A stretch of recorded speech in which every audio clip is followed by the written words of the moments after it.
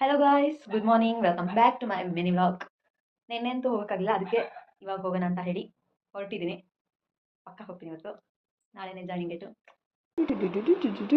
ಇನ್ನೂ ಲೇಟ್ ಮಾಡ್ಕೊಂಡ್ರೆ ಲೇಟ್ ಆಗ್ತಾನೆ ಇರುತ್ತೆ ಅಂತ ಹೇಳಿ ಬೇಗನೆ ಹೊರಡಿದ್ದೀವಿ.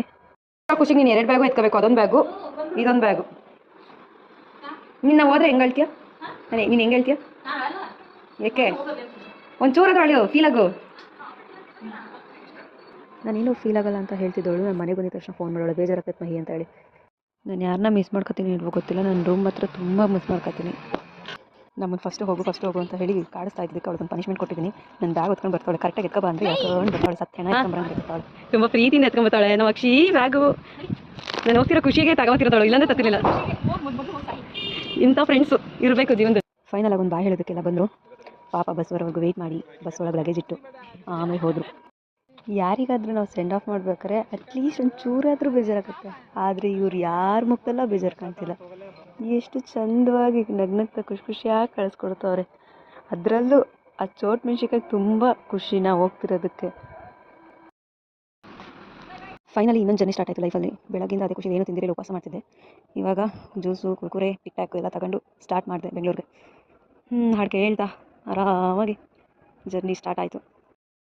ಜರ್ನಿ ಜೊತೆಗೆ ನಿದ್ದೆನೂ ಸ್ಟಾರ್ಟ್ ಆಯಿತು. ಮಂಡ್ಯದಲ್ಲಿ ಮಲಗಳು ಮತ್ತೆ ಇದ್ದದ್ದೆ ಕುಣಿಗಲ್ಲಿತ್ತು. ಮತ್ತೆ ಬಸ್ ಚೇಂಜ್ ಮಾಡಿ ನೋಡಿದ್ರೆ ಬಸ್ ಪೂರ್ತಿ ಖಾಲಿ ಇತ್ತು. ಹೆಂಗೋ ನನ್ನ ಅದೃಷ್ಟ ಚೆನ್ನಾಗೈತೆ ಅಂತ ಹೇಳಿ ಹತ್ತು ಕೂತ್ಕೊಂಡು ಯಾರೂ ಇರಲಿಲ್ಲ. ಒಂದು ಸ್ವಲ್ಪ ಆದಮೇಲೆ ಯಾರೊಬ್ರು ಬಂದರು. ಇಲ್ಲೊಂದು ಕಾಮಿಡಿ ನೋಡಿ, ಪಾಪ ಅಕ್ಕಂಗೆ ಮನೇಲಿ ತುಂಬ ಕೆಲಸ ಇರುತ್ತಂತೆ. ಅದಕ್ಕೆ ಬಸ್ಸಲ್ಲಿ ಬಂದು ಏನು ನೋಡ್ತಾರೆ, ನಂಗೆ ನಗು ಬರ್ತೈತೆ.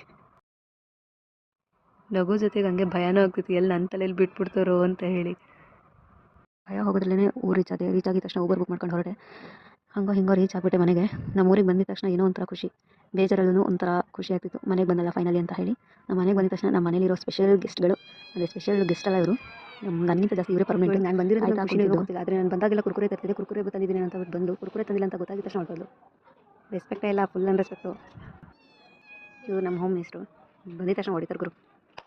ನಾನು ಹಿಂಗೆ ಮೊಬೈಲ್ ನೋಡ್ಕೊಂಡು ಕೂತ್ಕೊಂಡ್ರೆ ಇನ್ನೂ ಒಂದೆರಡು ಬೀಳ್ತವೆ ಅಂತ ಹೇಳ್ಬಿಟ್ಟು ಅಲ್ಲೇ ಕ್ಲೋಸ್ ಮಾಡಿ ಮತ್ತೆ ಫ್ರೆಶ್ ಅಪ್ ಆಗಿ ಊಟ ಮಾಡಿ ಕಾಫಿ ಮಾಡ್ಕೊಂಡು ಕೂತ್ಕೊಂಡೆ. ಸೊ ಫೈನಲಿ ಇಲ್ಲಿಗೆ ನಂಗೆ ಸಾಕಾಗ್ಬಿಟ್ಟೈತೆ.